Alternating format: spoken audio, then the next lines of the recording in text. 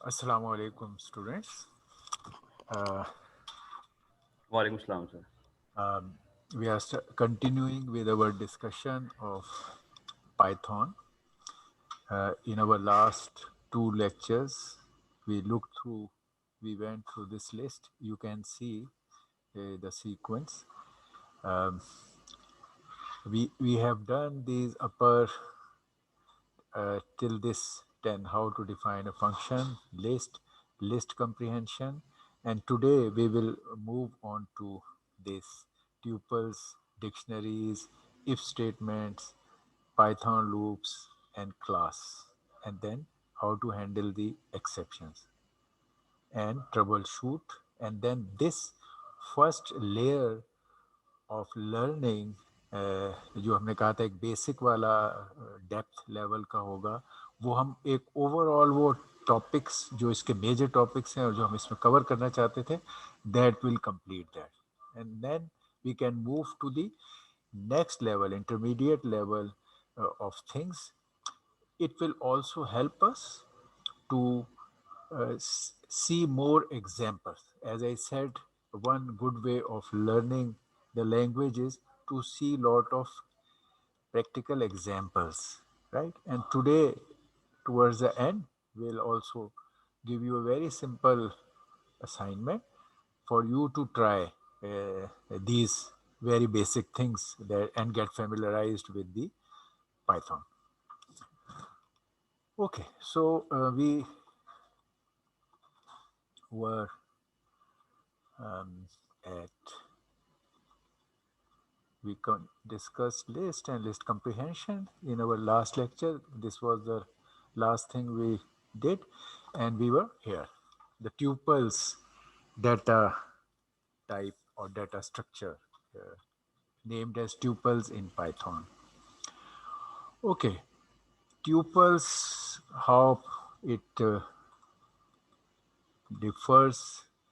जैसे मैंने हमने शुरू में देखा था कि अन सिंपल डेटा टाइप्स या डेटा स्ट्रक्चर्स जो बिल्ट इन थे वो तो like all other languages we knew, like integer, float, maybe that kind of thing.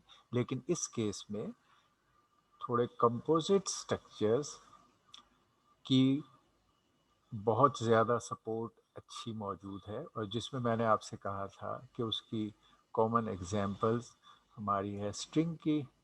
String एक है, ये हमारे कंपोजिट डेटा टाइप्स या डेटा स्ट्रक्चर जो पाइथन प्रोवाइड करती है. तो एक तो स्ट्रिंग की थी, हमने देखा है स्ट्रिंग के बारे में, बेसिक्स को काफ़ी हद तक हमने देखा है. अब इसके और फीचर्स भी देखेंगे आगे. फिर लिस्ट है, हमने लिस्ट के भी बेसिक एस्पेक्ट्स देख लिए हैं. ठीक है. फिर ट्यूपल है नेक्स्ट. अब हम ट्यूपल को देख रहे हैं, और इसके बाद फोर्थ डिक्शनरी है. ये चार इसके कंपोजिट डेटा स्ट्रक्चर्स जो पाइथन में सपोर्टेड है, जो हम देख रहे हैं अभी फर्स्ट लेवल ऑफ डेप्थ पे. डिक्शनरी,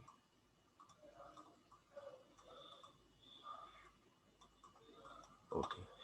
अच्छा, ये दो हम कर चुके हैं और अब हम इसको देख रहे हैं.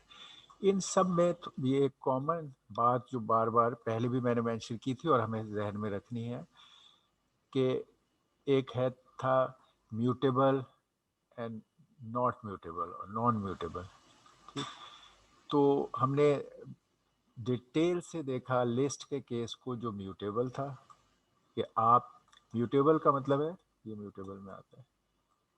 म्यूटेबल, अच्छा, म्यूटेबल का मतलब है कि आप जैसे रैम आपका है, आप रैम और रोम से किसी हद तक समझ सकते हैं.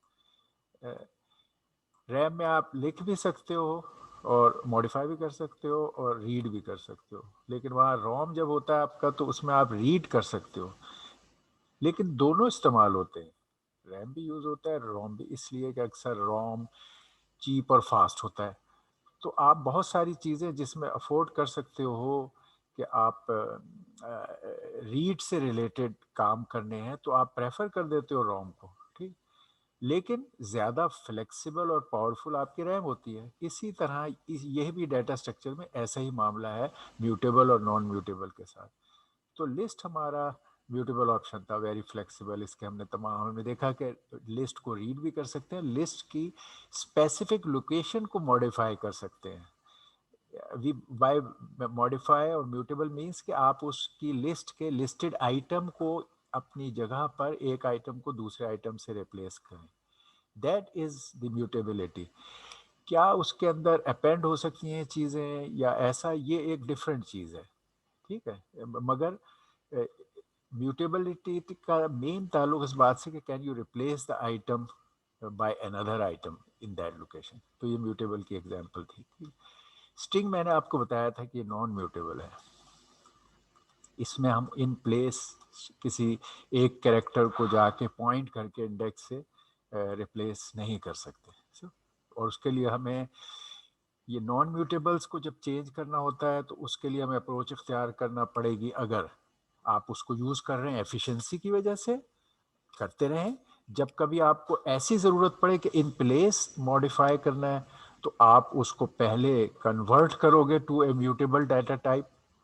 जैसे अब ये ट्यूपल हम देखेंगे कि अगर ट्यूपल को मॉडिफाई करने की इन प्लेस ज़रूरत पड़ेगी तो आप उसको लिस्ट डोमेन में कन्वर्ट करोगे उसके टाइप को, फिर वहाँ चेंज करोगे और फिर वापस इसमें लाओगे। बट बाकी सारे काम इधर आप करते रहोगे।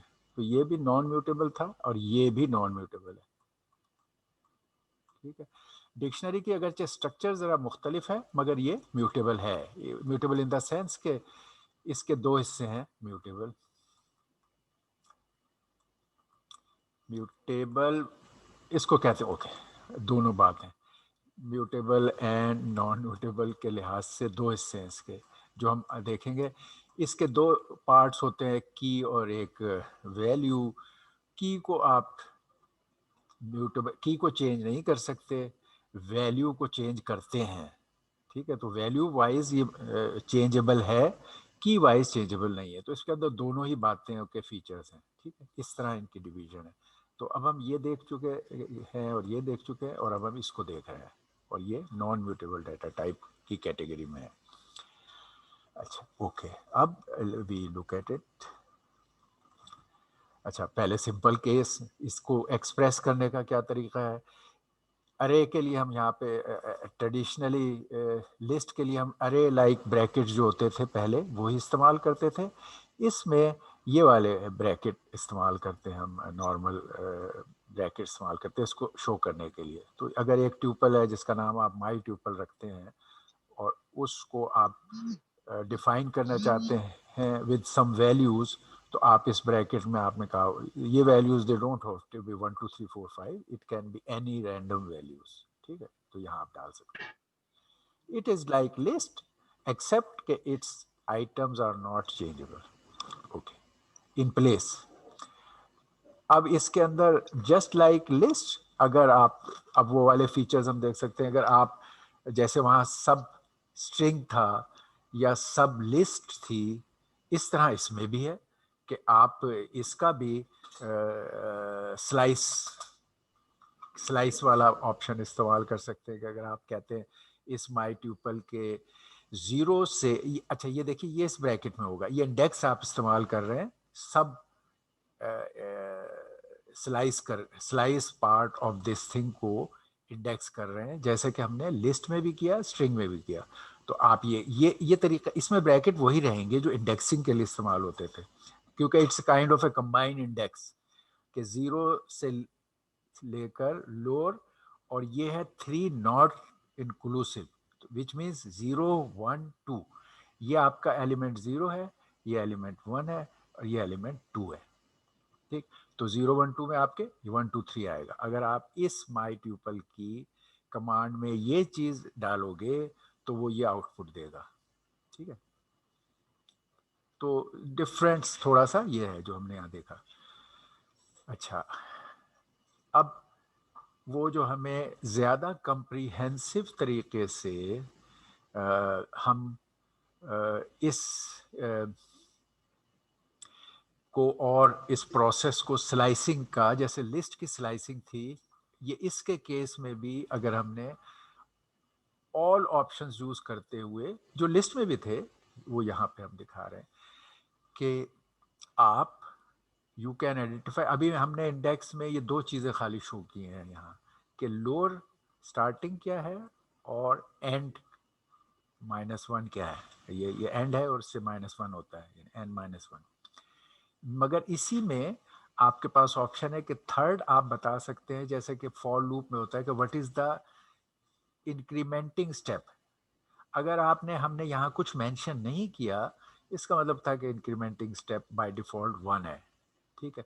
लेकिन ये स्टेप आगे करने के लिए जब आप इसको स्कैन करते हैं तो आप 1 के अलावा भी स्टेप मेंशन कर सकते हैं। तो इस केस में आपने स्टेप को 2 मेंशन किया। अब आप कह रहे हैं कि मैं इसका स्लाइस या इसके एलिमेंट्स लेना चाहता हूं फ्रॉम 1, नंबर 1, इंडेक्स नंबर 1 से इंडेक्स नंबर 10 तक। ये मैंने कहा ये हमेशा इंक्लूसिव नहीं होता। तो इंडेक्स नंबर 1 से इंडेक्स नंबर 10 तक विद ए स्टेपिंग बाय 2। तो क्या होगा हमारा, ये हमारा है ओके, मैं पेन ले लेते हैं। ये हमारे इंडेक्स नंबर, ये हमारा इंडेक्स नंबर 1 है। यहाँ से हम शुरू होंगे। हमने इंडेक्स नंबर 10 तक जाना है। यहाँ तक इंक्लूसिव है, 10 नहीं है। तो ये हमारी रेंज है इंडेक्सेस की। अगर हम ये कंडीशन ना लगाते और स्टेप ऑफ 1 होता तो आपका स्लाइस 111 के लिए ये सारे सेट आपका होता, 1 to 10, ठीक है। अगर आपने स्टेप ऑफ 2 कर दिया है तो अब आपके में 1 के बाद 3, ये जंप हो जाएगा, 2 का स्टेप 3 हो जाएगा, 5 हो जाएगा, 1 था, 3, 5, 7 और 9। उसके बाद 11 बाहर निकल जाता है, 10 तक लिमिट थी। तो आपके ये 1, 3, 5, 7, 9, ठीक। तो आपको बड़ा इफेक्टिव तरीके से ट्यूपल में भी और ये चीज़ अरे में भी है कि आप बता सकते हो कि इसका स्लाइस बनाना है और स्लाइस में फर्दर कोई स्टेपिंग करनी है तो आप कर सकते हैं। ये इसका हो गया। अच्छा, ये मैंने जो अभी बताया था कि अब क्योंकि ये इम्यूटेबल है, ये इम्यूटेबल कि आप इन प्लेस वैल्यू चेंज नहीं कर सकते। ये देखो, ये एग्जांपल रीड की थी, आपने सबसेट को रीड कर लिया या स्कैन कर लिया एटसेट्रा, मगर अभी आपने इसके अंदर किसी एलिमेंट को चेंज करने के लिए इसमें राइट नहीं किया हमारी इस एग्जांपल में। अगर आपको चेंज करने की ज़रूरत पेश आए तो जैसे मैंने आपको कहा था कि क्योंकि ये इन प्लेस चेंज नहीं कर सकता, इम्यूटेबल है, तो आपको you have to go to list जो म्यूटेबल है और वहाँ पे चेंज करके और फिर convert it back to tuple. अगर आपको फर्दर इसको आइंदा भी एज ए ट्यूपल यूज़ करने की ज़रूरत है for the reasons of efficiency, तो आप कर सकते हैं। जैसे ये एग्जांपल है कि आपने अगर एक ट्यूपल डिफाइन किया, ये 3 एलिमेंट्स का या आइटम्स का, 3 एलिमेंट्स का, ये इसके लिए ये ब्रैकेट की है एप्पल ऑरेंज। ये हमने लिस्ट में भी इस तरह की चीज़ ली थी, लिस्ट भी एस, मगर उसके केस में हमारे पास ब्रैकेट्स डिफरेंट थे। तो ये ट्यूपल है। आपने इसमें चेंज करना था, यू वांटेड कि इस लोकेशन पे ऑरेंज की जगह आप ग्रेप लिख दें, ये आप चाहते थे। अच्छा, as such tuple does not allow doing that. तो आपने कहा अच्छा मैं ये करता हूँ। ये है मेथड आपके पास जैसे मौजूद होते हैं, conversion from one data type two another data type. जैसे नहीं हम इंटीजर कैरेक्टर बाहर लिख के डाटा टाइप को चेंज करते हैं, तो ये हम इसमें एक टाइप के डाटा को दूसरे पे, तो ये इस लेवल पर भी डाटा टाइप की कन्वर्शन इसमें मौजूद है। तो आपने कहा एक्स जो एक ट्यूपल डाटा टाइप थी, इसने कहा convert it to list data type and put it in y. तो यही सारी चीज अब बन गई विद दिस ब्रैकेट्स। वाई जो है अब क्या है, विद ब्रैकेट ये लिस्ट बन गया और ये चीजें उसमें चली गई, ये तीनों ऊपर के डाटा। फिर आपने कहा okay now I have a list which is mutable, I can change. तो आपने ग्रेप को वाई के 1 पे डाला, इस जगह ग्रेप डाल दिया, चेंज कर दिया। अब आपको क्योंकि फर्दर प्रोग्राम में ट्यूपल अभी चाहिए था फॉर एफिशिएंसी रीजन, तो आपने कहा okay now I convert y which is a list back to tuple. तो आपने ये टाइप कन्वर्शन के इंस्ट्रक्शन दी ट्यूपल को इस लिस्ट पर, और ये दोबारा आपका ट्यूपल बन गया जो मॉडिफाइड है, and then you can print that tuple and see के modified and you can use it further in your program. Okay, हमने so much very short for tuple, ये क्योंकि फर्स्ट लेवल ऑफ डेप्थ पे है, इसके आप बाद में शायद और चीज़ें और डेप्थ पे भी देखेंगे, मगर अभी आप इस लेवल तक एसेंशियल से फेमिलियर हो गए। इसके बाद अगली जो मैंने यहाँ पर लिस्ट में आपको बताई थी कंपोजिट डेटा टाइप्स में डिक्शनरी, लास्ट वन वो ये है डिक्शनरी।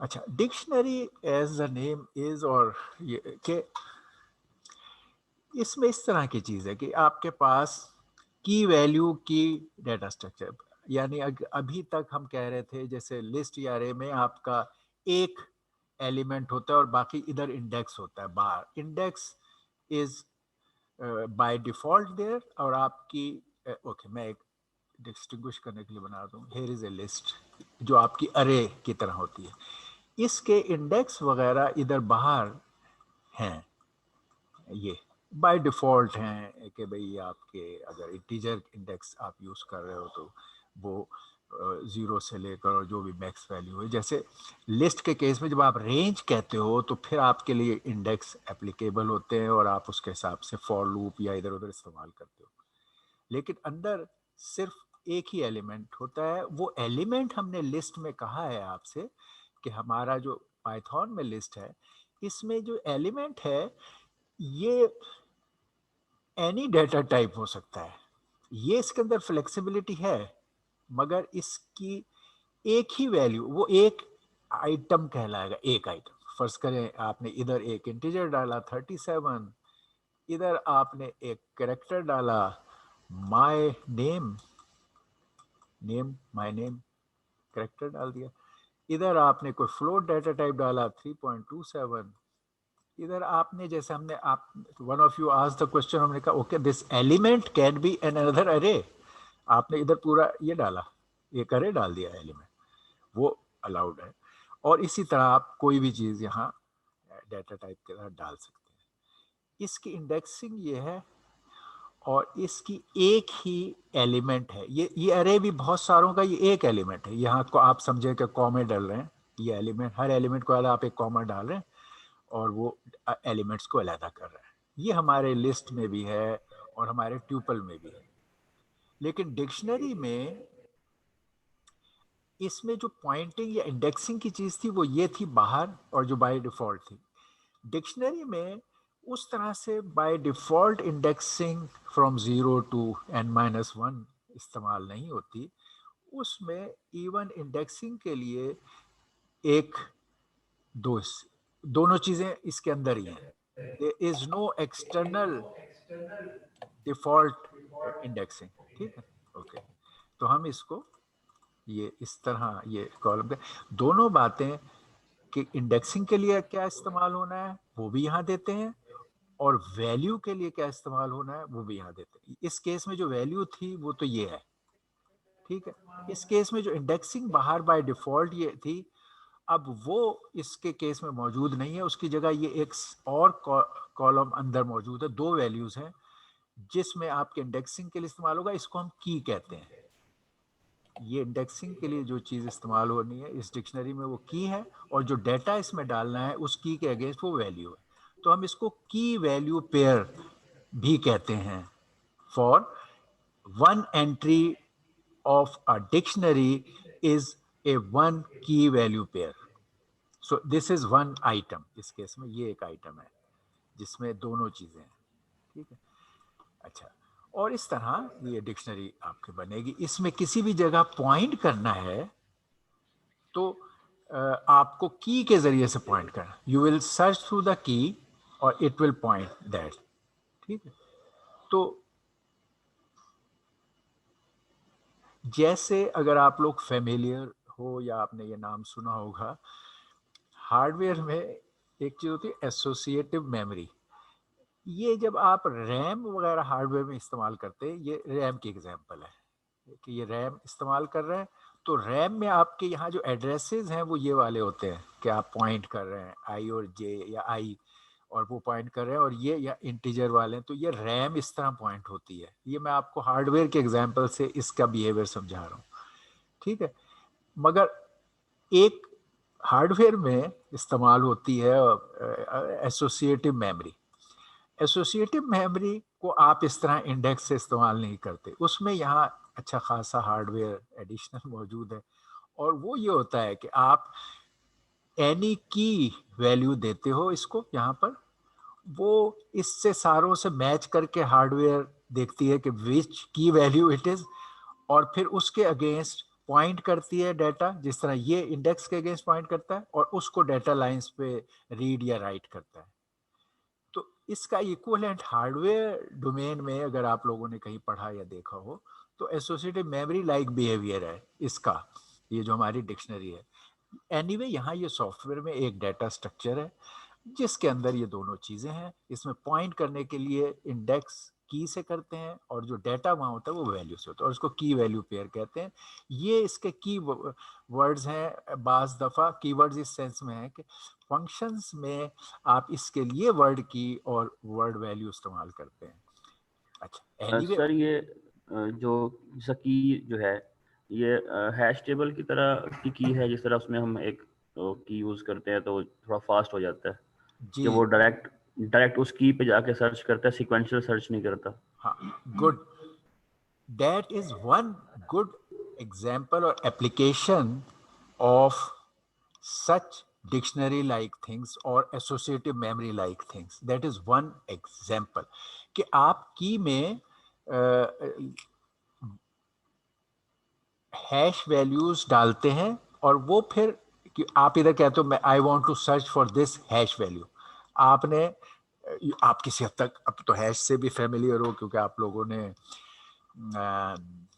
क्रिप्टोग्राफी के कोर्स में इवन हैश जनरेट भी किए हैं। तो आप कभी बहुत बड़े डॉक्यूमेंट के अगेंस्ट एक छोटा सा हैश वो कर लेते हो, और आप अब इसको जब इसको पॉइंट करना चाहते हो तो आप इस हैश वैल्यू से पॉइंट, एक और डॉक्यूमेंट है उसका एक और हैश वैल्यू। अब ये hash values sequentially increasing values नहीं होती जैसे ये इंडेक्स में होती हैं 1 2 3 4 5। ये डॉक्यूमेंट पर डिपेंड करते हुए इसका हैश आंसर में बी 352, एंड इस डॉक्यूमेंट का हैश आंसर इज 255। और हम चीज़ों को ऐसी रिप्रेजेंटेशन की हमें ज़रूरत पड़ती है कि जिसमें एक वाइड वैरायटी ऑफ थिंग्स है जिसमें आपने पॉइंट करना है, and they are not there pointing information is created like this, जिस तरह आपने साइबर सिक्योरिटी में हैश जनरेट किए थे। तो अब ये आप सीक्वेंशियल अगर करोगे, फर्स्ट करो इनके आंसर किसी का 352 है, किसी का, अब आपके ऐसे डॉक्यूमेंट्स अगर आप इसके अंदर 10 डॉक्यूमेंट्स रख रहे हो, तो आप अगर सीक्वेंशियली डालोगे तो अगर ये number minimum minimum 0 hash value का और मैक्सिमम फर्ज करें 10,000 होता है, तो ओनली फॉर 10 डॉक्यूमेंट्स को स्टोर करने के लिए आपको एक रैम में अगर ये काम करें कर सकते हैं, तो आपको एक 10,000 के साइज की रैम चाहिए होगी और लिस्ट चाहिए होगी। डिक्शनरी में आपको क्या फायदा होगा, you will only make 10 entries. ये इस ऐसी जगहों पर ही असल में डिक्शनरी का मेजर बेनिफिट होता है। You will make only 10 entries, और उनकी पॉइंटिंग क्योंकि अब आप सिक्वेंशियल उससे नहीं कर रहे, यू हैव अ वे कि वो पॉइंटिंग उन 10 कीज से कर लें जो हैश वैल्यूज हैं। तो hash table is a very powerful structure जो बेतहाशा जगहों पे इस्तेमाल होता है, और ये सही आप इसकी एक गुड एग्जाम्पल ऑफ यूजेज है, ठीक है। लेकिन इसका ये मतलब नहीं है कि that is the only usages of dictionary, या key is always a hash value. No, key is anything which will point to this. अच्छा, अब डिक्शनरी में की बहुत ही variety, you can have wide variation of this key, may be string, boolean, integer. तो key varieties आपकी बहुत सारी हो सकती है पॉइंटिंग की, एक यूनिफॉर्म होंगी जो भी होंगी, ठीक है। और उसके अगेंस्ट ये वैल्यूज की भी वैरायटीज हो सकती हैं, जैसे this value can be integer और अ बुलियन और अ स्ट्रिंग और एन अरे और व्हाटएवर, मतलब इतनी इसके ऑप्शंस हैं आपके पास, ठीक है। तो हम इसलिए ये हम अब इसकी बात कर रहे हैं। You gave a very good example, this is one good use of it. I was to come it at the next stage, but अच्छा हुआ आपने इसको इस स्टेज पर ही ले आए। तो अब देख रहे हैं आप ये सब चीजें आपके नॉलेज डोमेन में ये बड़े इफेक्टिवली रिलेटेड है। रैम रोम का डिफरेंशिएशन, एसोसिएटिव मेमोरी का डिफरेंशिएशन, हैश टेबल का यूजेज, और आपका डिक्शनरी का ये अरेंजमेंट जो हमने ये बात देखा। चल अब हम इस इंट्रोडक्टरी बात के बाद इसको एग्जांपल्स देख सकते हैं कि जी ये एक कस्टमर की हमने डिक्शनरी बनाई जिसमें उसका यूजर नेम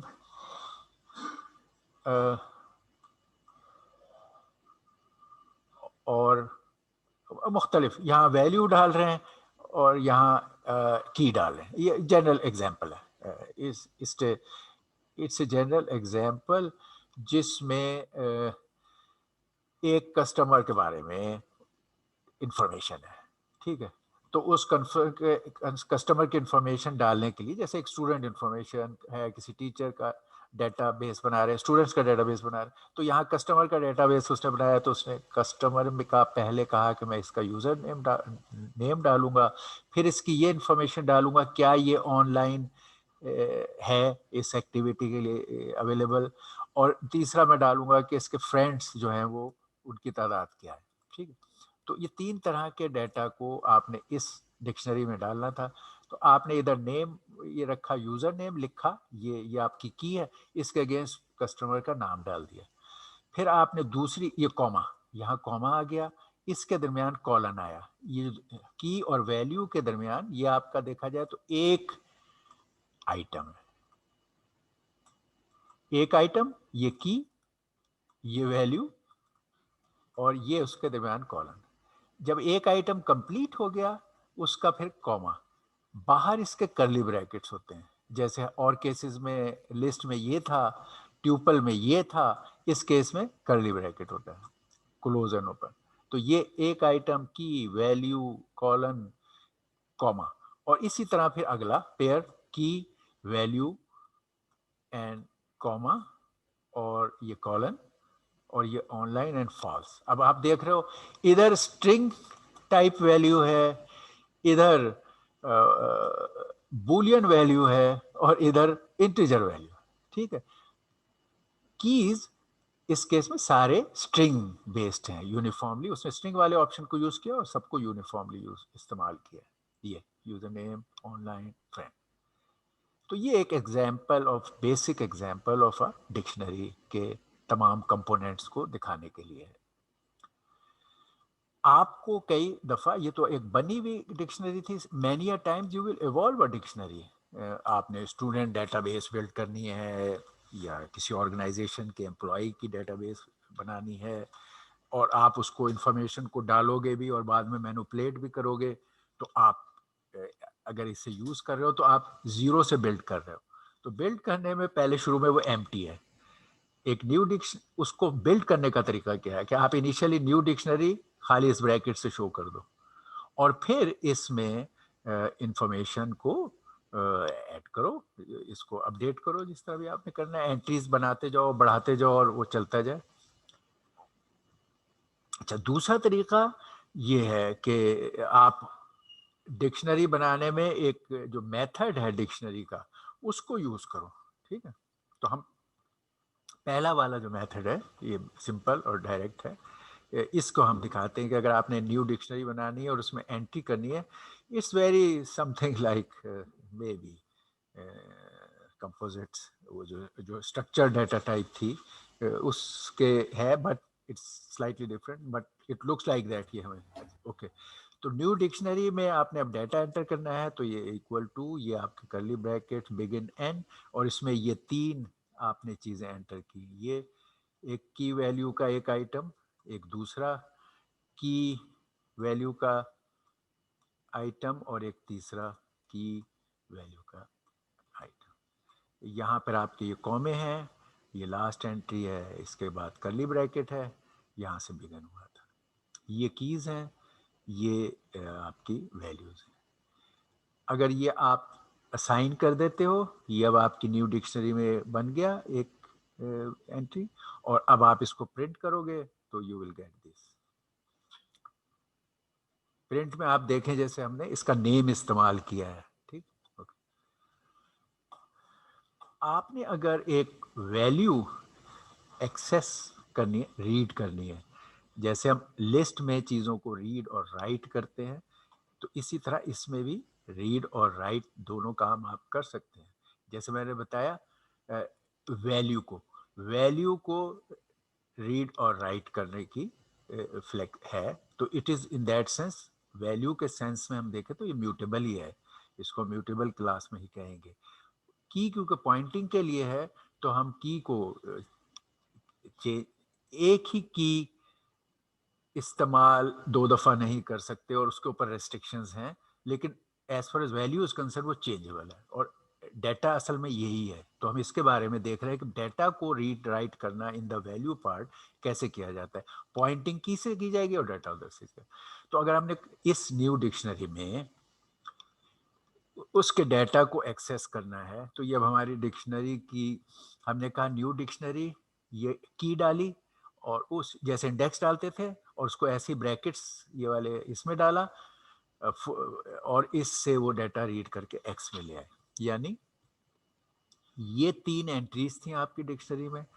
आप देखना चाहते थे ऑन इस एंट्री के डाटा को रीड करना चाहते थे, तो ये मे बी कार का डाटा है और उसमें ये ब्रांड है, ये मॉडल है और ये ईयर है। तो आप देखना चाहते हो which brand of car is given in this entry, तो आपने पॉइंट किया ब्रांड पे और उसने वैल्यू रिटर्न करेगा होंडा।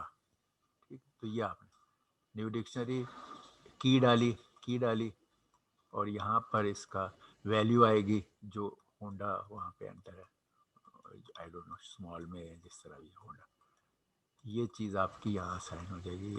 होंडा भी इन स्ट्रिंग है तो ओके।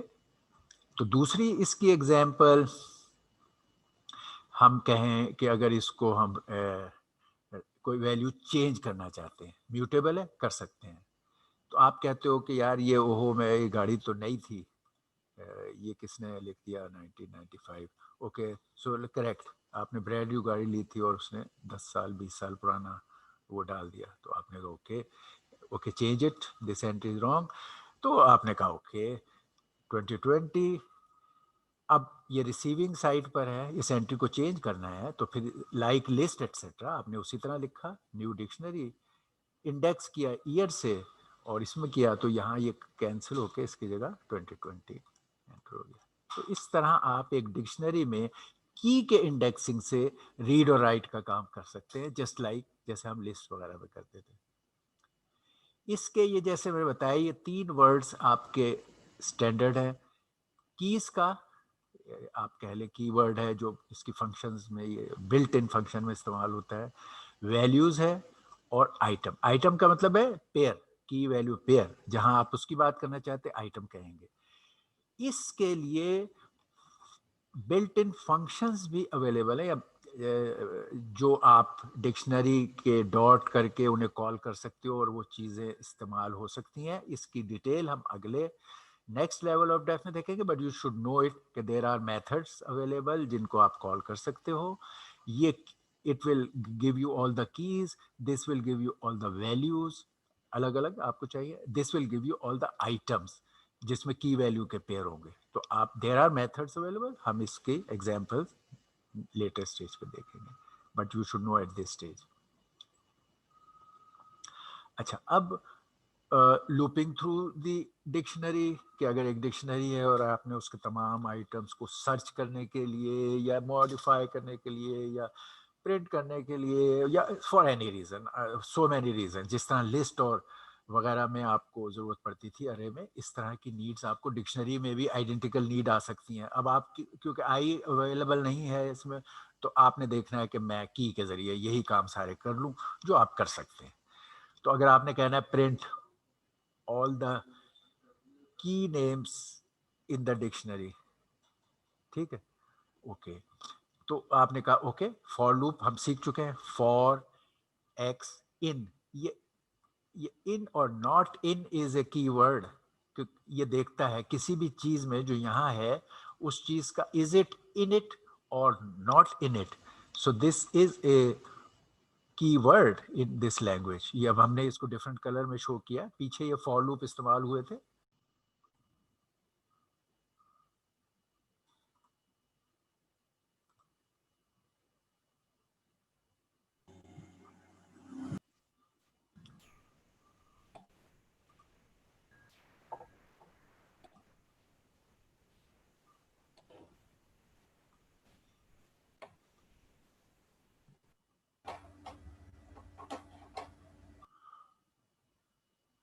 ऑलराइट, ओके, ये in is a very important key word. अगर आप देखें कि this is use in, it can use just saying कि whether it is in it और नॉट, और उसके आगे आपको इंपॉर्टेंट डाटा स्ट्रक्चर दें तो this will work as a test thing whether it is in it, yes और no का आंसर देगा। It's such a powerful. इसी बात को लाइक यहाँ कंडीशनल स्टेटमेंट सर। अच्छा नहीं, कंडीशनल स्टेटमेंट तो बहुत सिंपल छोटी सी चीज़ है। ये है कि अगर आपकी कोई कंपोजिट डेटा टाइप है, जैसे कि एक लिस्ट है, ये लिस्ट के लिए, और यू वांट टू सी, ये बहुत ज़्यादा पावरफुल है, वो मैं आपको कंडीशन को भी देख लेता हूँ। इसमें थाउजेंड्स ऑफ एलिमेंट या करेक्टर्स या something are entered and you want to see कि यार फला चीज़ इसमें मौजूद है या नहीं।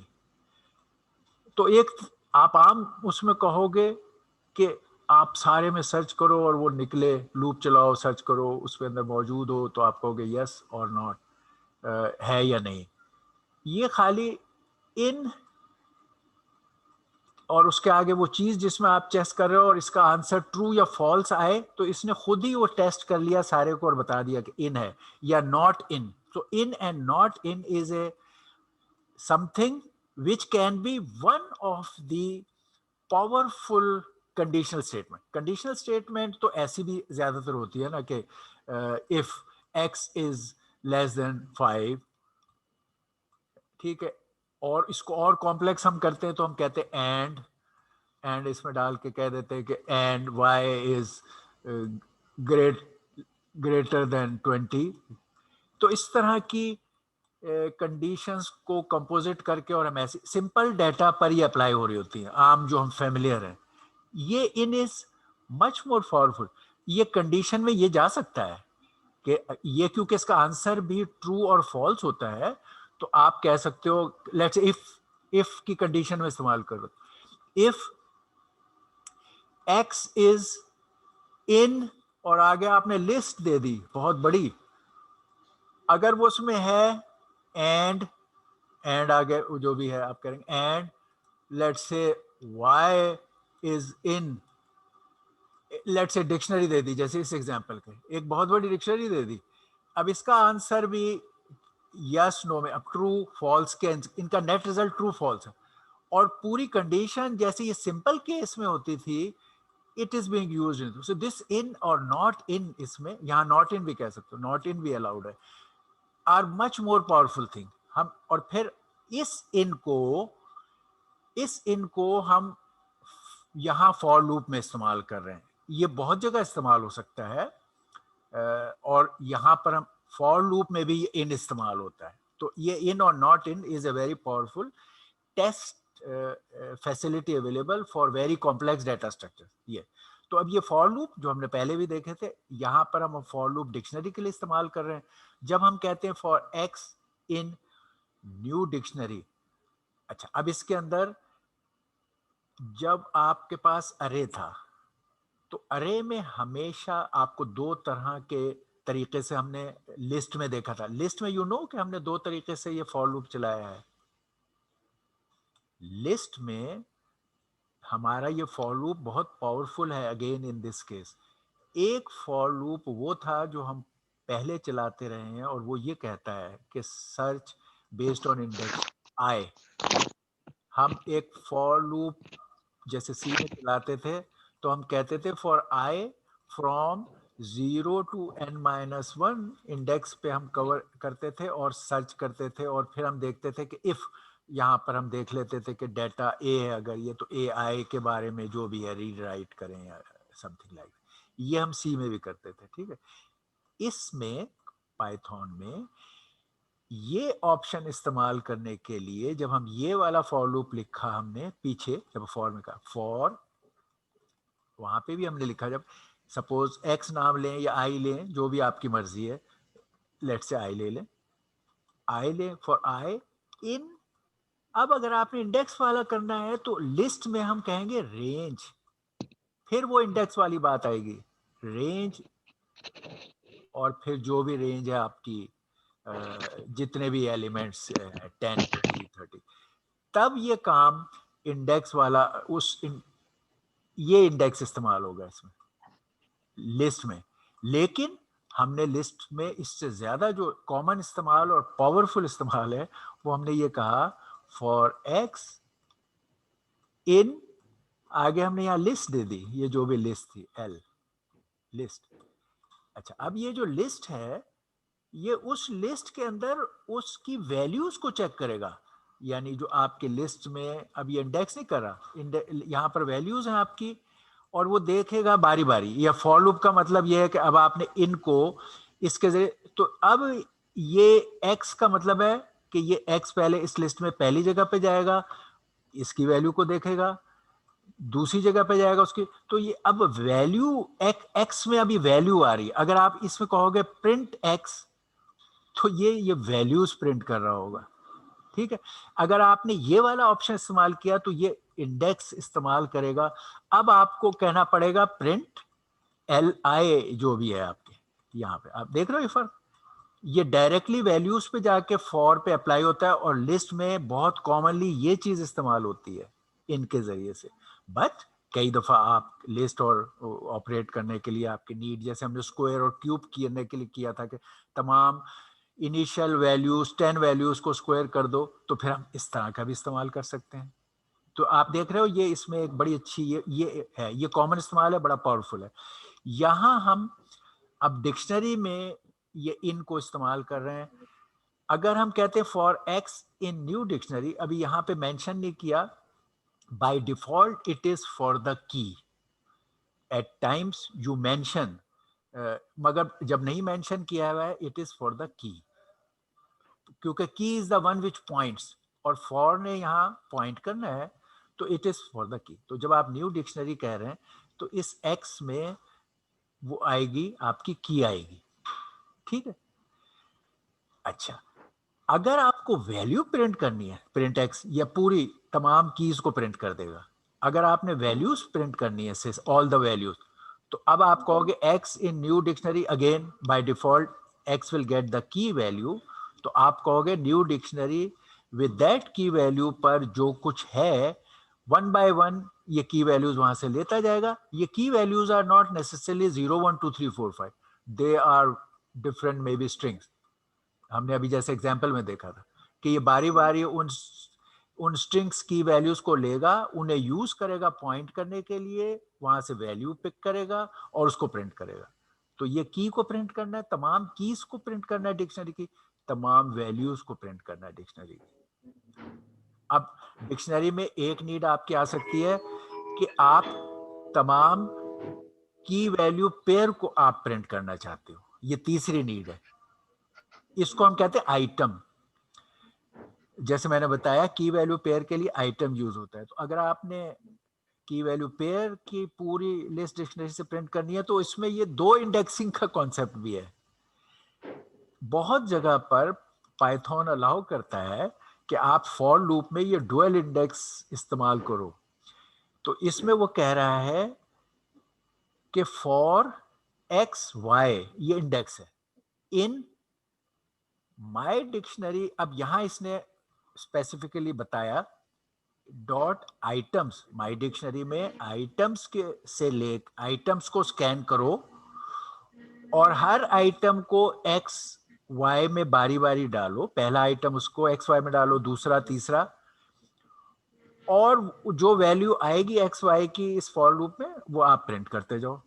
इसका मतलब है अगर आपने पूरी डिक्शनरी प्रिंट करनी थी तो आपको ये वाला फॉर लूप इस्तेमाल करना है।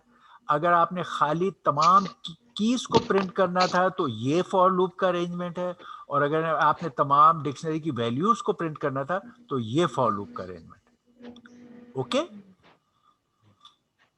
और इन अरेंजमेंट को फॉर लूप से देखने का मतलब है कि जब आप डिक्शनरी पे मैनिपुलेशंस करोगे for various other reason, not only for printing, तो फिर आपके पास ये हैंडीली ये ऑप्शंस अवेलेबल है। ओके, अच्छा अब हम कह रहे हैं अब हमने जो डिफरेंट ऑपरेशंस अवेलेबल होते हैं लैंग्वेजेस में वो नॉर्मली 3 कैटेगरीज में आप ग्रुप कर सकते हो। एक अरिथमेटिक लाइक ऑपरेशन होते हैं, अरिथमेटिक ऑपरेशन जो अवेलेबल होते हैं अरिथमेटिक, और एक कंपेयर ऑपरेशंस होते हैं, कंपेयर ऑपरेशंस, और एक लॉजिकल ऑपरेशंस होते हैं।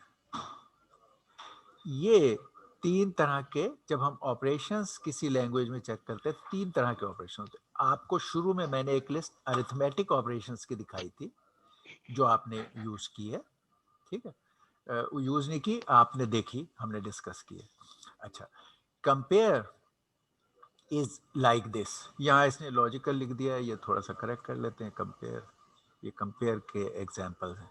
और हमने लॉजिकल की देखी थी वो जो एंड और नॉट वाले हैं ऑपरेशंस, वो लॉजिकल ऑपरेशंस होते हैं। तो अब हम ये कंपेयर की लिस्ट, इसमें ऑपरेशंस की वेरी सिमिलर टू सी और सी प्लस प्लस, वो सारे फीचर्स सपोर्टेड हैं पाइथन में भी, ये उसके एग्जांपल हैं। ये लिस्ट है कि ए इक्वल टू बी भी सपोर्टेड है, ए नॉट इक्वल टू बी को भी सपोर्ट करता है,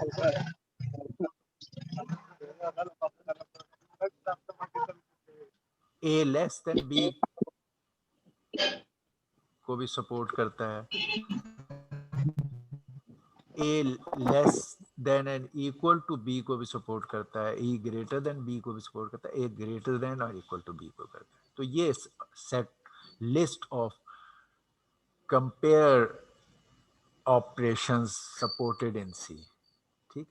अच्छा, और ये कंपेयर ऑप्शंस का एक, देखिए कंपेयर ऑप्शंस और फिर लॉजिकली ऑपरेशंस मिल के आपकी कंडीशनल स्टेटमेंट का हिस्सा बनते हैं, ठीक है। तो यानी आपका है इफ, और उसके आगे आपकी कंडीशनल स्टेटमेंट है यहाँ, ठीक है। तो इसमें हो सकता है एक्स लेस देन वाई, ये देखिए अब आपका ये कंपेयर ऑपरेशन है जिसका आंसर यस नो हो सकता है ना। और फिर इसके साथ आप एंडिंग कर रहे हैं, ये लॉजिकल हो रहा है, ऑरिंग कर रहे हैं, ठीक है, ये लॉजिकल हो रहा है। तो इस तरह के एक्सप्रेशंस जो कंपेयर या अरिथमेटिक अरिथमेटिक और कंपेयर के चीज़ों पे बने हुए हैं और वो लॉजिकल से कनेक्टेड हैं, ये whole thing makes a condition और कंडीशनल स्टेटमेंट। तो ये कंडीशनल स्टेटमेंट का हिस्सा है। कंडीशनल स्टेटमेंट आप बहुत जगह इस्तेमाल करते हैं, इफ के साथ करते हैं, वाइल लूप के साथ करते हैं, यहाँ लूप उसने लिखा है वाइल लूप, ये इसकी मिसालें हैं कि जहां पर ये कंडीशनल स्टेटमेंट जो होते हैं जिसके अंदर ये जाते हैं। Okay, alright.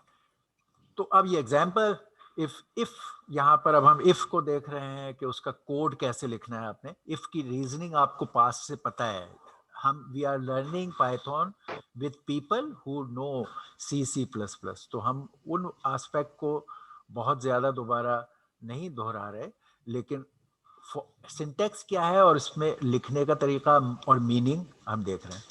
तो ये इफ स्टेटमेंट में आपने कहा if 5 is greater than 1, if it is true then, ये यहाँ कॉलम भी है, ये इफ है, ये कंडीशन है। इसमें मस्ट नहीं है bracket, but if for your own readability अगर आप यहाँ डालते हो तो वो एक्सेप्टेबल भी है। आप अगर कहना चाहिए ये आपकी कंडीशन है, इफ और उसके आगे कंडीशन, ये कॉलन आप नोट करें क्योंकि हमें इसकी आदत C++ से नहीं है, तो ये हमें हमेशा डालने का ख्याल रखना है। और प्रिंट आगे ये कह दिया आपने दैट इज ट्रू, क्योंकि ये ट्रू था तो उसने प्रिंट कर दिया, ओके प्रिंट हो गया। अच्छा, ये इफ स्टेटमेंट नेस्टेड भी हो सकती है जिस तरह सी में होती है कि ये x की वैल्यू आपने 35 कही, फिर एक आपने कहा if x is greater than 20 print it is above 20। Okay, nesting का मतलब है कि इस f के ब्लॉक में देखिए ये लेवल यहाँ पे हर चीज स्ट्रक्चर से है। अगर ये इफ आप इस लेवल पे लेके जाओगे तो फिर ये इस इफ के अंदर नेस्ट नहीं होगा, ये फिर इस इफ का मे बी यहाँ एल्स इफ या ऐसी कोई चीज आएगी, या एक नया इफ शुरू हो जाएगा। आप अब ये इंडेंटिंग, ये इवन ब्रैकेट के केस में भी थी सी में ये रिक्वायरमेंट, मगर अब आप देखें क्योंकि ये सिर्फ इंडेंट पे डिपेंड करता है, if you just write this if they will become two if statements, एक ये इफ स्टेटमेंट और उसका बिहेवियर वो होगा। या आपने अगर इसी इफ में एक और कंडीशन ऐड करनी है तो फिर आपको यहाँ एल्स इफ इस्तेमाल करना पड़ेगा। अभी हम जो यहाँ दिखा रहे हैं नेस्टेड इफ, कि अगर इस इफ का ये ब्लॉक था तो उसके अंदर कोई इफ है, ये एग्जांपल उसकी है कि नेस्टिंग कैसे होती है। तो ये कह रहा है if x is greater than 20 print this. फिर फर्दर इसी के अंदर गया कि अगर x इज ग्रेटर देन 30, अब इसको पता है कि ये 20 से अबव वाला केस इसका हो चुका है, तो अब ये कह रहा है प्रिंट ऑल्सो अबव 30, ठीक, या इट्स यहाँ प्रिंट कर सकते थे it is greater than 20 as well as 30, something like that, ठीक है। तो ये नेस्टिंग इसकी हो गई। अच्छा जी, ये एल सिफ जैसे और जगह होता है, आप नोट कर लो कि ये एल सिफ में वो उस तरह ये स्पेलिंग इसके वो वाले नहीं है, थोड़े से डिफरेंट है, शॉर्टर है। तो ई एल इफ, तो एस नहीं है, L if, it means L सिफ। और ये इफ स्टेटमेंट का एल सिफ है, तो ये स्टेटमेंट का ब्लॉक ये है, और उनके जो सब ब्लॉक्स हैं ये इंडेंट के साथ यहाँ लिखे हुए हैं, ठीक है। यानी इस इफ का curly bracket begin, curly bracket begin, else if का कर्ली ब्रैकेट बिगिन, और जैसे आप करते थे, तो उस तरह अब इंडेंट के जरिए आपने वो चीजें करनी है। ओके, तो अगर आप ये दोनों 45 थे और ये कंडीशन है कि if B is greater than A print B is greater than A, else if B is equal to A print B is equal to A. तो ये एल्स इफ का इस्तेमाल हम दिखा रहे हैं सिंटेक्स वाइज। यहाँ प्लीज नोट ये कॉलन है, इधर कॉलन है, यहाँ आपकी कंडीशन है, यहाँ आपकी कंडीशन है।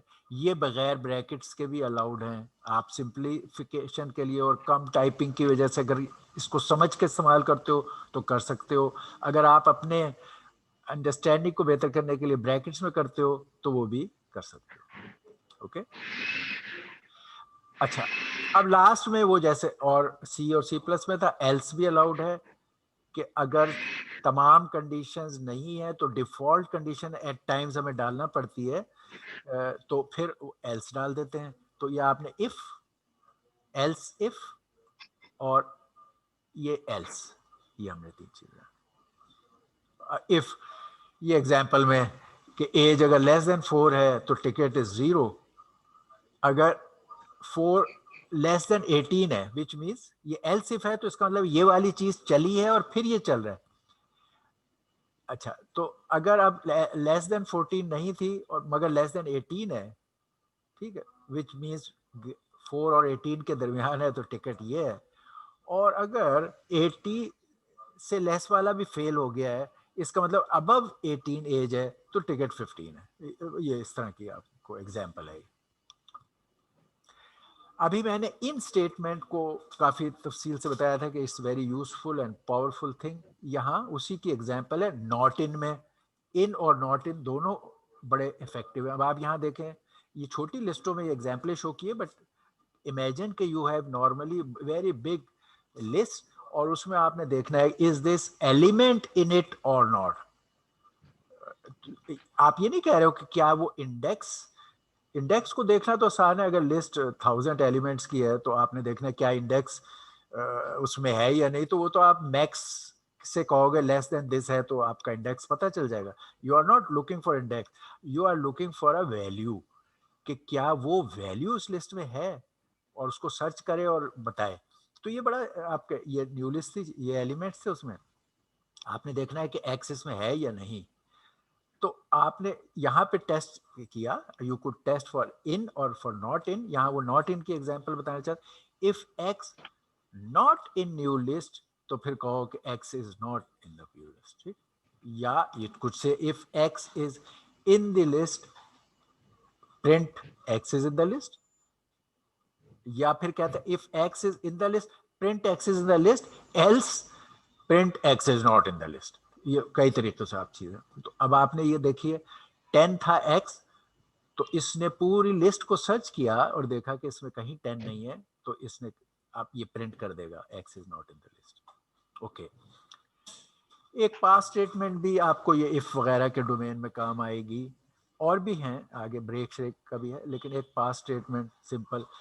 समटाइम्स आप फॉर वेरियस रीजंस कि जब आप कोड लिख रहे होते हो तो बहुत सारी चीज़ें आप ने अभी बिल्ट नहीं की होती हैं, और आप स्ट्रक्चर बना रहे होते हो, और आप कहते हो चलो यहाँ एक डमी मैं वो चीज़ रखूँ ताकि यहाँ से वो गुजर जाए, मैं अगली चीज़ें बिल्ड कर रहा हूँ और बाद में मैं इसको भी बिल्ड करूँगा. तो ऐसे केस में ये आपके हैंडी काम आ सकता है पास स्टेटमेंट, कि अगर ए और बी की वैल्यूज़ यहाँ हैं और आपने कहा कि if B is greater than A, ये कॉलन, तो अब यहाँ आपने कोई कोड लिखना था जो आप पोस्टपोन कर रहे हो कि अभी मैं बस स्ट्रक्चर डाल रहा हूँ और बाद में यहाँ लिखूंगा.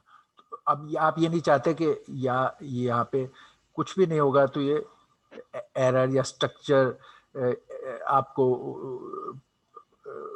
इश्यूज पैदा होंगे, तो आप इसको इस चीज को गुजारने के लिए आप कह दोगे पास, जैसे इन प्लेइंग कार्ड्स एक्सेट्रा आप कह देते हो. तो इस कंडीशन पे आपने यहाँ कोड लिखना है, सम वेरी बिग कोड में भी, लेकिन आप अभी उसको एड्रेस नहीं कर रहे, तो आप इस लूप से इस कंडीशन से गुजर जाओगे विदाउट डैमेजिंग एनीथिंग और क्रिएटिंग एन एरर. ये लूप्स का है. किसी हद तक दो तरह के लूप्स हैं, फॉर लूप्स और वाइल लूप्स. हमने फॉर लूप पीछे भी कई जगह देखा है, तो मे बी कि आप अभी few more example of for loops readily देख लेंगे क्विकली, और मे बी एक आध एग्जांपल सिंपल सी वाइल.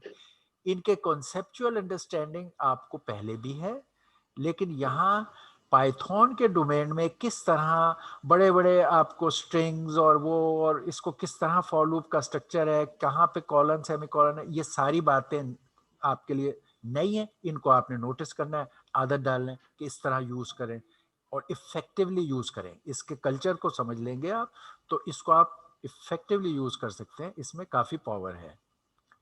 तो एक तो यही सिंपल सा फॉर लूप जो मैंने आपको बताया था, ये कि आपके पास अगर कोई अरे है, ये अरे है जो पिछली अरे को इसने यहाँ लिया है आपके पास, लेट से फ्रूट की बारे में एक बहुत बड़ी अरे है. यहाँ इसने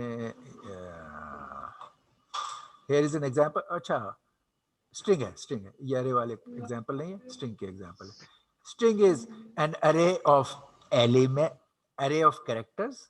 तो it is also an equivalent to an array, मगर एनीवे स्ट्रिंग का है.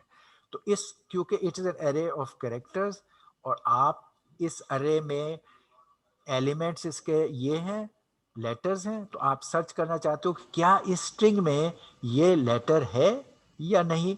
या आप ये चाहते हो कि नहीं सर्च कर, आप ये चाहते हो कि इसमें ये चीज देख, इस अरे में तमाम लेटर्स को प्रिंट करो, यहां आप ये चाह रहे हो, ठीक है. तो ये स्कैन थ्रू करेगा, तो आप कहोगे for x in Apple print x. तो अब ये एक्स बारी बारी तमाम उन पे जाएगा और उन पे जो ये एलिमेंट्स हैं उनको प्रिंट करेगा, ठीक.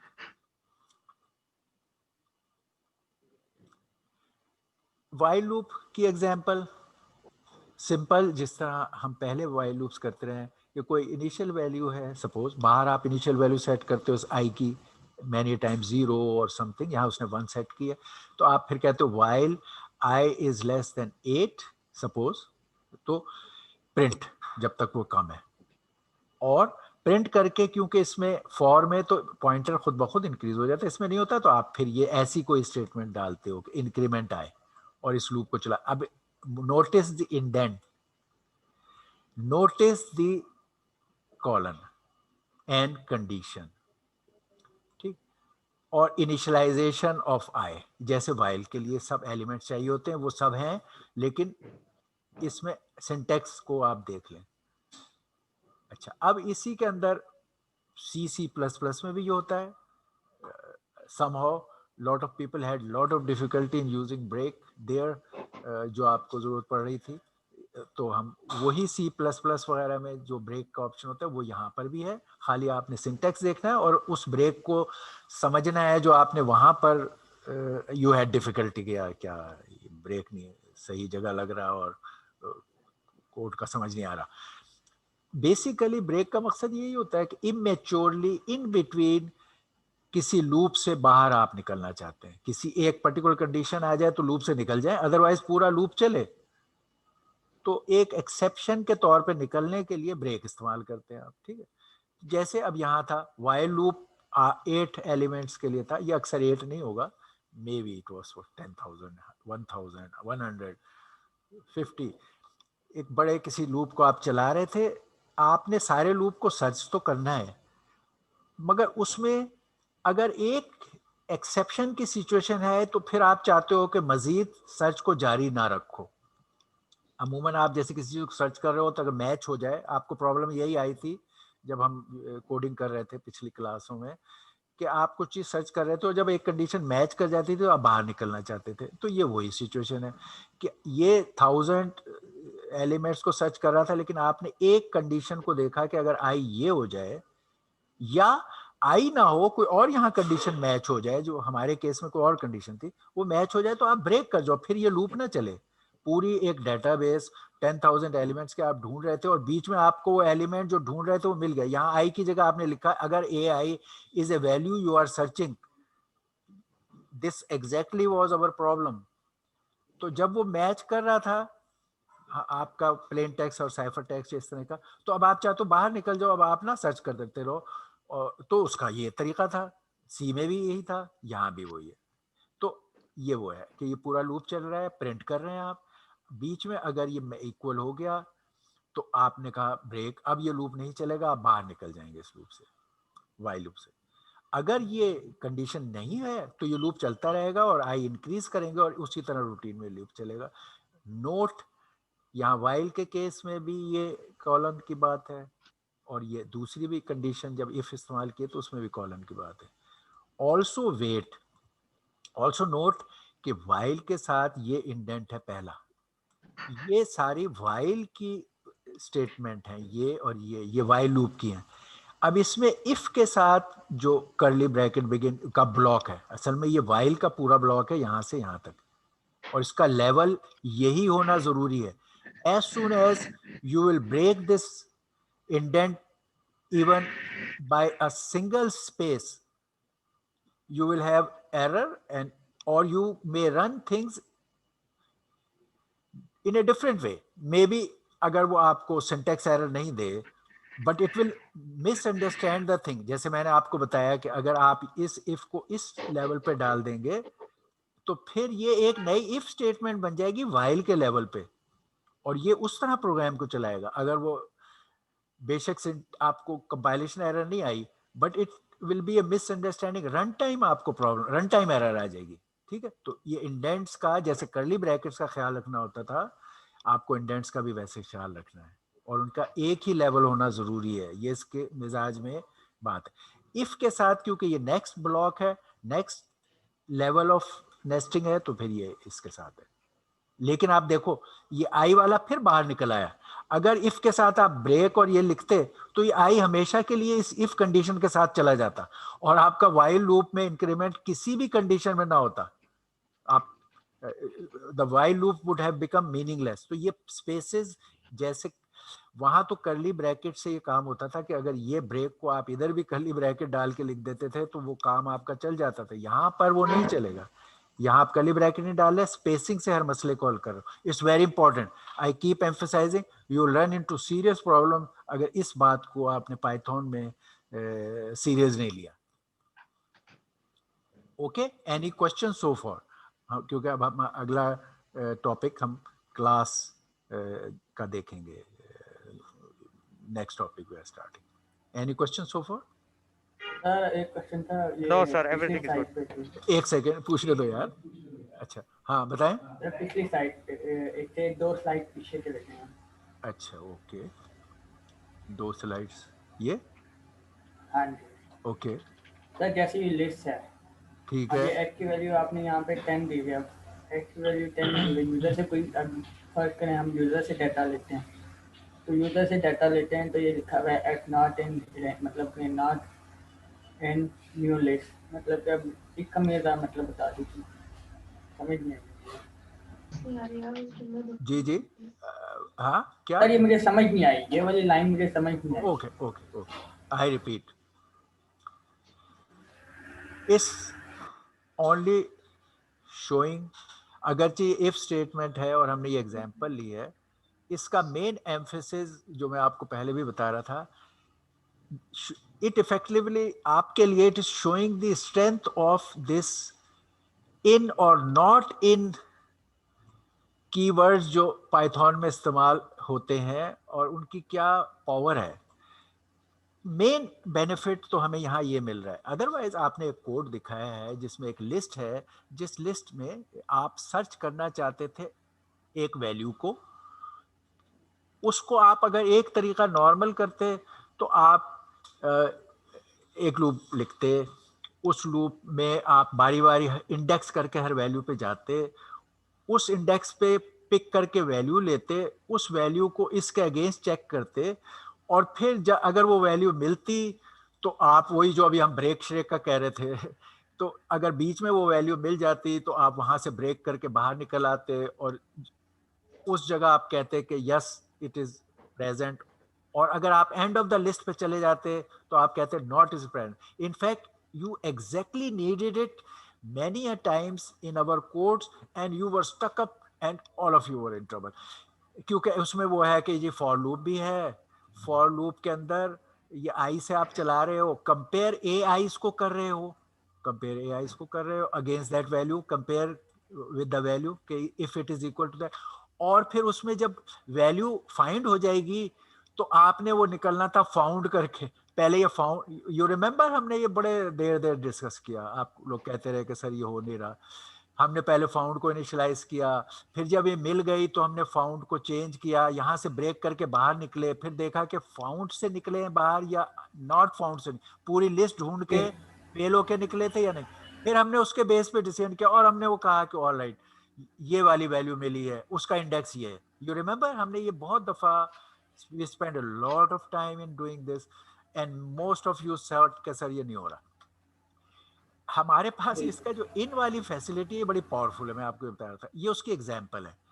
अब आपकी ये बहुत बड़ी लिस्ट है और ये सीक्वेंशियल यहाँ इत्तेफाक से नंबर लिखे हुए, it is a randomly generated number, it's a huge list जो आपके जैसे जब आप कीज और उसको सर्च करो तो उसमें आपने देखना है क्या ये डाटा आपने इंडेक्स को नहीं कर, अगर इंडेक्स को सर्च करना होता तो वो तो सी में भी आपके को मसला ही नहीं था. इंडेक्स में आपको पता था यार अगर ये अरे 1000 एलिमेंट्स की है तो आपने कहना था कि यार अगर index if I is less than 1000 तो ओके इंडेक्स इज देयर. नहीं, आपने इस रैंडमली जनरेटेड लिस्ट में देखना था क्या ये वैल्यू उस पूरी लिस्ट में है या नहीं है.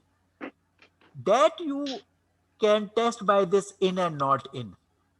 ये तो है.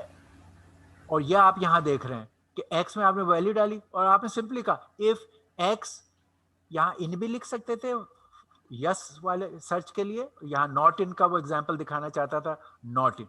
अगर if is x is not in this list then of course print this. तो इस एक स्टेटमेंट से इसने पूरी अरे को डिसाइड करके एंड तक जाके बता दिया कि x इज नॉट देयर. ठीक, ओके समझ आई अपने फजल? जी सर ओके, आ गई. Any other question please? हाँ सर. ऑलराइट. अच्छा, अब जैसे मैंने बताया भी था, और आजकल के तमाम modern languages object oriented programming को सपोर्ट करती हैं, एंड ये बड़ा पॉपुलर ऑब्जेक्ट का कॉन्सेप्ट है। इसमें कोड रीयूज करने की बड़ी पावर होती है ऑब्जेक्ट ओरिएंटेड तरीके से। और ऑब्जेक्ट का आप लोगों ने बड़े लंबे चौड़े कोर्सेज और क्लासेस में सीखा होगा। उसको थोड़ा सा आपको बता देते हैं। अच्छा, बताएं कि ऑब्जेक्ट क्या है और उसका क्या फायदा है। चलो, कोई बताइए आप में से। क्या ये क्लास और ऑब्जेक्ट ओरिएंटेड प्रोग्रामिंग करने का क्या कॉन्सेप्ट है और क्या फायदा है, उससे क्या हमें हासिल होता है, हम क्यों करते हैं?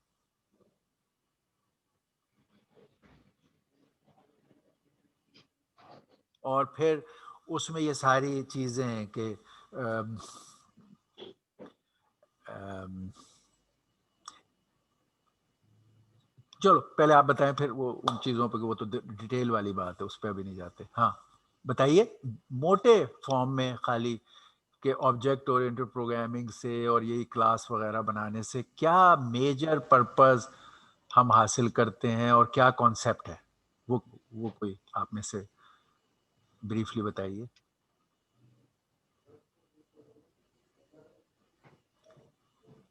अच्छा, चले, ओके।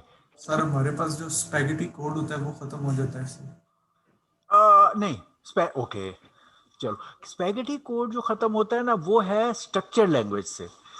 वो तो अब तकरीबन ये भी एक चीज है जो कॉमन सब चीजों में आ गई। अच्छा, स्पैगेटी कोड वाला इशू जो मैंने आपसे अभी लास्ट क्लास में भी डिस्कस किया था, वो था older languages like Fortran etcetera, वो गो टू के जरिए से ही सारे मामले करते थे और ब्लॉक स्ट्रक्चर से नहीं करते थे। लेकिन वो तो सारी लैंग्वेजेस बाद में जो आई, जो ऑब्जेक्ट ओरिएंटेड लेट से ना भी हो एक लैंग्वेज, और वो ब्लॉक स्ट्रक्चर्ड है। ब्लॉक स्ट्रक्चर और ऑब्जेक्ट ओरिएंटेड या क्लास वगैरह सेम चीज नहीं है। ब्लॉक स्ट्रक्चर का मतलब है आपकी कोड में स्ट्रक्चर ये ब्लॉक वाली, ये वाली, कि ये आउटर मोस्ट आपका ब्लॉक है जो अभी हम इंडेंट से भी देख रहे थे, और उसके अंदर ये सब ब्लॉक्स हैं प्रोग्राम के, और ये सब सब ब्लॉक्स हैं। ये वाला स्ट्रक्चर जो है, ये स्ट्रक्चर्ड लैंग्वेजेस, जिसमें सी और बहुत सारी लैंग्वेजेस हैं स्ट्रक्चर लैंग्वेज। जो स्पैगेटी कोड की बात हम करते थे, वो जैसे फोर्ट्रॉन और बहुत सी एग्जांपल थी, वो ये स्ट्रक्चर नहीं इस्तेमाल करते थे।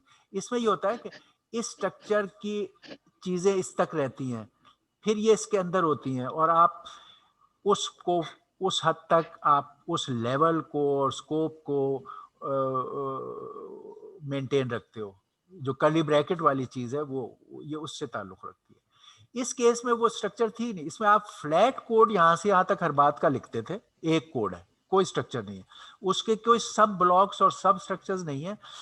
अब आपको फिर अगर किसी जगह, एक जगह से आप किसी भी जगह से गो टू करके कहीं पे भी चले जाओ, क्योंकि इन केस में आपका इस स्ट्रक्चर का इसी के अंदर मामला खत्म हो जाएगा। ये गो टू वगैरह इसमें होता भी नहीं है, और ये इसी के अंदर होगा। इसके स्कोप और इफेक्ट्स इस ब्लॉक के अंदर होंगे, इसके स्कोप और इफेक्ट इस ब्लॉक। तो ये है structured versus non structured. Non structured spaghetti, ये स्पैगेटी नहीं है। ये सी में स्ट्रक्चर्ड जो है वो सी भी है, पाइथन भी है, और बहुत सारी, इनफैक्ट ओल्डर लैंग्वेज के बाद, एक स्टेज के बाद, बहुत बिगनिंग में ही जब ऑब्जेक्ट ओरिएंटेड नहीं भी थी, तो ये स्ट्रक्चर्ड वाली बात आ गई थी। ओके, ये उसके बाद है कि what is object oriented thing and what is a class and all that. You may have a structured language and it may not have a class or object oriented. Okay, तो अब object oriented पे आते हैं कि क्या बात है और क्लास का क्या मकसद है। ऑब्जेक्ट ओरिएंटेड को एरर्स पूरे कोड के अनमैनेजेबल करने की बजाय आप उसको मॉड्यूलर बना के और उसकी एरर हैंडलिंग को मैनेज करने के लिए और कोड रीयूज करने के लिए, और एक कोड लिखे हुए के तमाम बेनिफिट्स को आगे इस्तेमाल, बजाय आप वो कोड दोबारा हर दफ़ा फ्रेश लिखें, उस सारे के benefit in a regular way आगे इस्तेमाल करने के लिए ऑब्जेक्ट ओरिएंटेड और ये क्लास का कॉन्सेप्ट हमारा आया। ठीक है, मैं उसको यहाँ आपको इसको हम कर लेते हैं अब इरेज, क्योंकि ये डाइवर्शन थी हमारी, इसको कर लेते हैं। चलो नहीं करते, ये हमारे रिकॉर्ड में रहे। ओके, क्लास ऑब्जेक्ट ओरिएंटेड का मकसद क्या था कि अगर आप, अच्छा इसमें इवन जब आप ये दूसरे कोड लिखते थे, आप डेटाज वगैरह को मेंशन करें, यहाँ आपके डेटा हैं, ठीक है, और इधर आपके फंक्शंस हैं।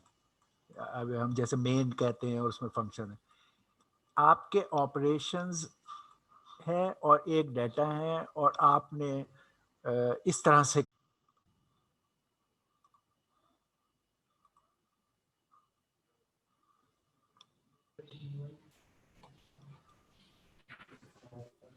ओके। अच्छा, ऑब्जेक्ट क्लास बनाने वालों ने ये किया कि इन्होंने कहा कि एक जेनरिकली बिहेवियर के तहत हम एक ग्रुप कर दें डाटा को भी और उसके रिलेटेड फंक्शंस को भी, जिनको हमने इस केस में मेथड हम कहते हैं। मेथड को डेटास के लिए एट्रीब्यूट, प्रॉपर्टी ऐसे लफ्ज भी इस्तेमाल होते हैं, बट इसके जो डेटा वाले पार्ट्स हैं और इसके जो सारे फंक्शन वाले पार्ट, ये एक जगह इकट्ठे हो गए और उसका आपने नाम रख दिया क्लास। अच्छा, अब इस क्लास में बल्कि ये भी पाबंदी लगाई, अगरचे क्लास की डिजाइन में अलाउड है कि अब आप इस क्लास का नाम लेकर, अच्छा ये इंटैक्ट है, अच्छा एक और क्लास है उसका डेटा जो एट्रीब्यूट या प्रॉपर्टी है और ये मेथड्स इसके अपने हैं, थर्ड के अपने। तो अब डेटा और फंक्शंस अलहदा की बजाय इकट्ठे हर हिस्से के, हर क्लास के इंटीग्रेटेड हैं। ये डाटा है, इस पे ये ऑपरेशंस होने, ये डाटा है, इस पे ये ऑपरेशंस होने। इसको और ज्यादा बेहतर यूज करने में लोगों ने ये भी रखा कि इवन अगरचे अलाउ करती हैं लैंग्वेजेस कि आप इवन एट्रीब्यूट या डाटा को भी एक्सेस कर सकते हो डॉट करके और ये वेरिएबल का नाम देके, ये अलाउड होता है।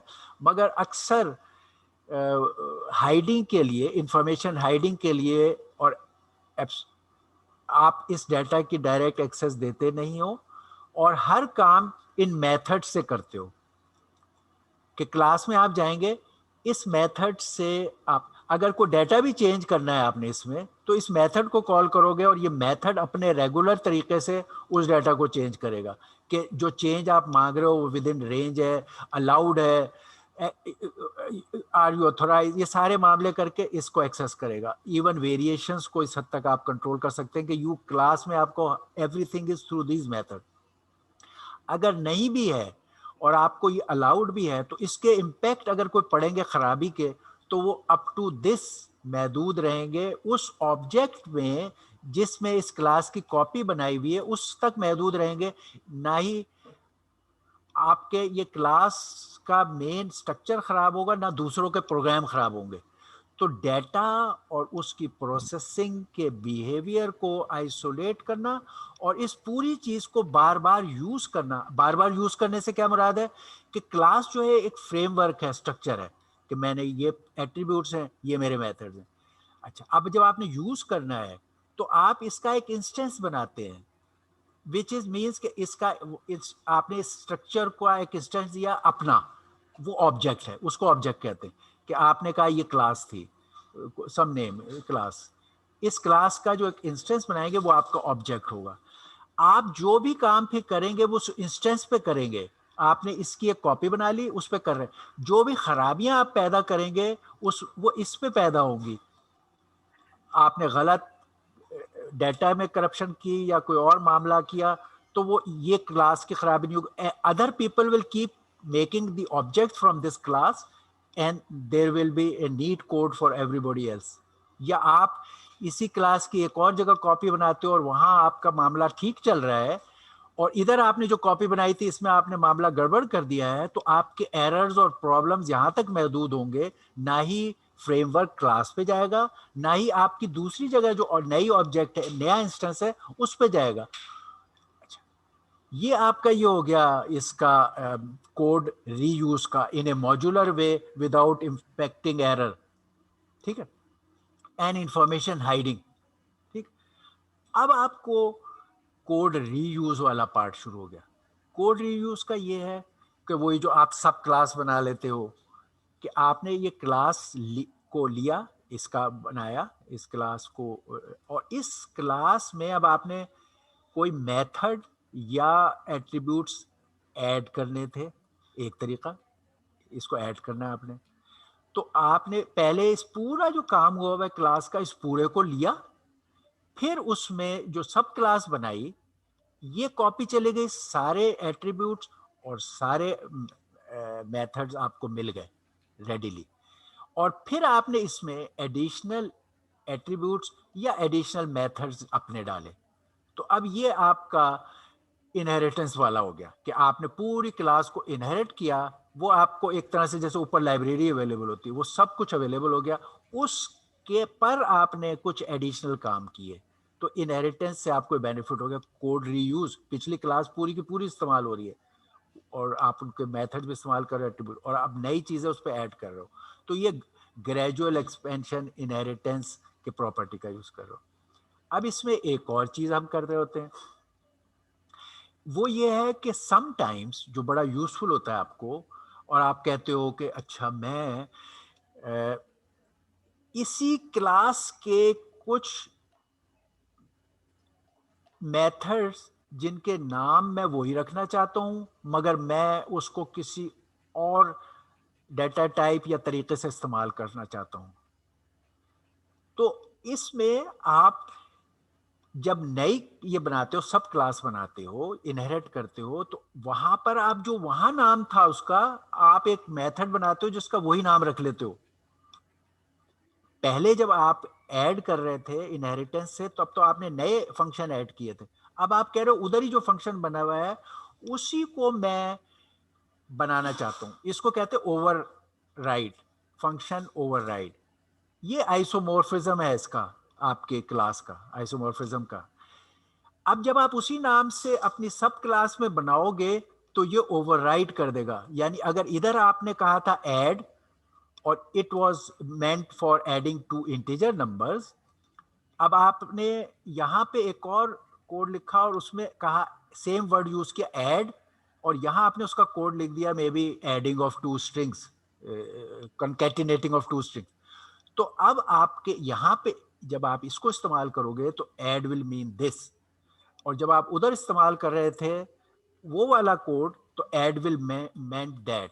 तो कई दफ़ा आपके लिए ज़रूरी है कि आप वर्ड ऐड ही इस्तेमाल करो, लॉजिकली आपको कन्वीनियंट लगता है कि आप नहीं चाहते कि मैं यहाँ ऐड के बजाय कुछ और लफ्ज़ इस्तेमाल करूँ, तो फिर ये आप मेथड ओवरराइड या फंक्शन ओवरराइड वाली चीज़ अपने नए क्लास में इस्तेमाल करते हो, और फिर उस जगह आप नया कोड लिख लेते हो बाय द सेम नेम।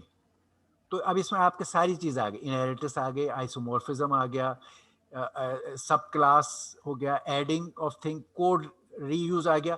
ये all that is so fantastic कि मॉडर्न टाइम में there are no languages which we know of जो ऑब्जेक्ट ओरिएंटेड उसको सपोर्ट ना करें, because of all these benefits. और ये आप एक्सटेंसिवली आईओटी में भी इस्तेमाल करोगे और एक्सटेंसिवली आपके डीप लर्निंग में इस्तेमाल होगा। ठीक है, okay, we probably have finished time और we have time, let's see, okay we are finish time. So ये सारा ओवरऑल बहुत ज़रूरी था। Before we start looking at the code, हमें जब तक ये पूरा कॉन्सेप्ट ना पता हो, ये क्लास क्या है, ऑब्जेक्ट क्या है, इंस्टेंस ऑफ ए क्लास क्या है, इनहेरिटेंस क्या है, सब क्लास क्या है, और फिर ये ओवरराइड फंक्शन क्या है, ये सब कुछ इसको आप चाहें तो रिव्यू कर लें एक दफ़ा नेक्स्ट क्लास में आने से पहले, और फिर हम इसकी कोड के एग्जांपल देखेंगे, फिर दे विल मेक सेंस, वरना they are just so many bunch of things. Okay, all right, let's stop the class. Okay, yes. Sir ये जो आपने लेक्चर हैं, ये लेक्चर जो पहले जो 2 लेक्चर दे चुके हैं वो आपने अपलोड कर दिए हैं? क्योंकि सर मैंने आपके उस पे गूगल ड्राइव पे देखा था तो मौजूद नहीं थे वहाँ पे। अच्छा, मती आप हैं अभी ग्रुप में? हेलो मती, जी सर ये जो है ग्रुप पे अपलोड हो गए हैं, जो गूगल ड्राइव है क्लास की, उसमें आप देखिएगा यूट्यूब के लिंक्स का एक बना हुआ है, तो वो लिंक में जो है वहां से आप देख सकते हैं लेक्चर्स को। अच्छा अच्छा, एक तो ये कि हमने गूगल क्लासरूम बना लिया है और उसमें ये लेक्चर डाल जी, दिए, स्लाइड्स डाल दी हैं। जी हाँ सर, उस अच्छा पे लेक्चर 1 की स्लाइड डालेंगे जी। सर अच्छा वो क्लासरूम दोनों बन चुके हैं, इनविटेशन भी मैंने बच्चों को भेज दी है सबको ना, अच्छा अच्छा, तमाम बच्चों को। ओके तो ओके, वो उनको ईमेल में इनविटेशन गई हुई है, वो उसको ज्वाइन करेंगे तो उनको मटेरियल वहाँ पे नजर आएगा। अच्छा अच्छा। और एक तो ये है कि हम वहाँ लिंक भी डालते हैं गूगल जी जी क्लासरूम में, जहाँ लेक्चर अपलोड करते हैं वहाँ लिंक भी डालते हैं। जी सर। और दूसरा तरीका ये है कि आप अपना वो नाम कोर्स के नाम से आपने डाली है, यूट्यूब पे कोर्स के नाम से डाले हैं या मेरे नाम से डाले हैं, किस तरह डाले हैं रहमती? सर वो बेसिकली कोर्स के नाम से मैंने 2 क्लासरूम बनाए हैं, आईओटी का अलग है और डीप लर्निंग का अलग है। नहीं नहीं, क्लासरूम नहीं, यूट्यूब के जो चैनल हैं। यूट्यूब पे सर वो उसमें सर वो प्ले लिस्ट जी, जी। बनाई है, आईओटी की अलग प्ले लिस्ट है और डीप लर्निंग की अलग प्ले लिस्ट है। नहीं, उस पर अगर सर्च डायरेक्टली कोई करना चाहे तो वो पहले आपने जैसे नाम में मेरे डाले होते थे, जी सर। तो वो नाम में सर्च कर सकता है। अच्छा वो हसीब हसीब बताओ। जी नहीं सर, ये जो है ना दोनों क्लासेस की जो है अलग से प्लेलिस्ट बनी हुई है। नहीं जैसे पहले भी हमने क्रिप्टोग्राफी की अलग प्लेलिस्ट थी, अच्छा, उसमें नहीं तमाम सीएनएस के लेक्चर्स होते थे। हाँ, जी जी सर का नाम है, सर का नाम लिखते हो ना नीचे, नहीं नहीं डॉक्टर नहीं नहीं, शनी बेस मैं को कह रहा लिखते हो हूँ ना तुम। सर्च करने का एक तरीका, जैसे मुझे मती ने पिछली दफा बताया था, जी जी मती, कि कई दफा वहां पर हम अपने लेक्चर में लिंक नहीं डालते थे। जी यार ये कौन है बीच में, प्लीज यार बंद कर लो आवाज, ये कौन? अच्छा, तो हम कई दफा वहाँ लिस्ट में लिंक नहीं डालते थे, तो हमने बता दिया था कि यार हमारा चैनल जो है वो इस जी नाम से है। जैसे हमारे पिछले चैनल को ढूंढने के लिए वो नाम जब हम डालते थे तो वो हमें मिल जाता था डायरेक्टली यूट्यूब में। आप वो इंफॉर्मेशन भी स्टूडेंट्स को बता दो, ठीक है? ठीक है। Okay, alright. तो फजल आप शायद अपडेटेड नहीं है, ये सारा काम हुआ है। आप अपने कोलीग से चेक करो और इस काम को कर लो। Okay sir Fazal, Haseeb okay sir. Alright, okay, अल्लाह हाफ़िज़। सर हसीब जी जी सर जैसे आप वो लास्ट टाइम आप क्लासरूम में जो भी चीज़ अपलोड करते थे, लाइक लैब की आप कोई भी चीज़ करते थे तो हमें पता चल जाता था कि ये वाली चीज़ इस टाइम पे अपलोड होगी है। जी जी ठीक तो है। अभी जो आपने एचओडी के बनाया ना, इस पे हमें सिर्फ कल ज्वाइन करने का आया था, उसके बाद हमें नहीं पता उसमें कोई चीज़ अपलोड है। अभी मैंने खोल के देखा है पर वो उसमें वो खाली है, उसमें कुछ भी नहीं है। तो अच्छा काइंडली अब मैं आपको बताता हूँ उसमें सर अब प्लीज ये है कि हमने ड्राइव वाला आप मत उसकी जो गूगल ड्राइव उसका फोल्डर है, ठीक है, क्लास के आप गूगल ड्राइव फोल्डर में जाएं, उसमें आपको 2 फोल्डर्स मिल जाएंगे, एक लेक्चर्स का फोल्डर होगा हर क्लास के उसमें, और एक यूट्यूब लिंक्स का फोल्डर होगा। ठीक है, यूट्यूब लिंक्स के फोल्डर में जो तमाम लेक्चर्स के जो हम जो है ना यूट्यूब लिंक्स उसमें डाल रहे हैं, उससे आपको वहां से मिल जाएंगे तमाम लिंक्स। नहीं, अभी जो क्वेश्चन है वो ये है कि लेक्चर्स नहीं है वहाँ। आप इसका बताओ कि हैं या नहीं है। नहीं सर, लेक्चर्स का वहाँ पे फोल्डर बनाया हुआ है और अभी वहाँ पे सिर्फ लेक्चर फोल्डर 1 जो है ना नहीं वो नहीं, वो डाला है। क्वेश्चन फोल्डर के बारे में नहीं है, लेक्चर्स फोल्डर के अंदर लेक्चर्स डले हुए हैं।